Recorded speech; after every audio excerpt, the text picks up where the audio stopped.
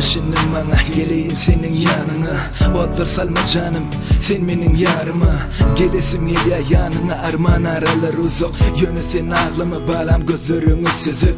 Seyret yıldızlara taraf begin ya bizi görüp. Garipler kenarada geç olları urup. Yönü umidumuz mu bilyen bağlam söyleyen. Pani dünya geçer yüreğim seni koyan. Fikirlere batma bağlam, başkanı görmez gözüm. Sen aladı etme bağlam menin birdir sözüm. Yaşır etme ökünme, başkanı görmesin gözüm. Üzme bizim sevgimiz, bana duygun olmasın. Sensizlik yaşamak ağır yöne çıdayan bağlam. Senim çıdı canım, sen menin hayranım. Canımın canını sen, gözümün görücüsün. Sevgimin bağıt kuşu, sevgimin sayesi sen. Sen men durmuşum, sen baktım. Sen dünyadaki kızıldan taktım.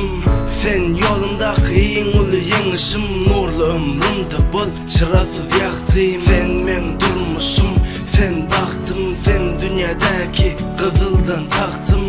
Sen yolumdaki en ulu yenişim. Nurlu ömrümde bol çırasız yaktım. Düştü uyan seni, hoşta yine sensin. Gözüm açsam önümde durmuştu kalma mensiz. Yadımda mı sen bile naylanıp tık el ele. Şunu deyiptin bana, bağlalı sevgimiz bile. Adacık kalım bana, gelirin sen yanına. Düştü görünüm bile, canlanır senin yanında. Gece fikir edyan, oylanyan sevmeyip. İnne vaktim bağlayacak, olma böyle gezip. Söyünüm söyüncüm sen benim yeketağım. İze kalır hasratlar bolurun sen yeketağım. Oylanyan her günüm, ne edip sana yetsem.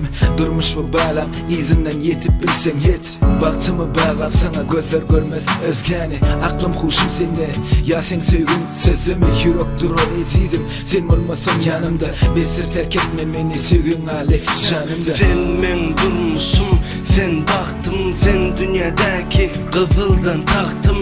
Sen yolumdaki en ulu yenişim. Nurlu ömrümde bol çırasız yaktım. Sen men durmuşum, sen baktım. Sen dünyadaki kızıldan taktım.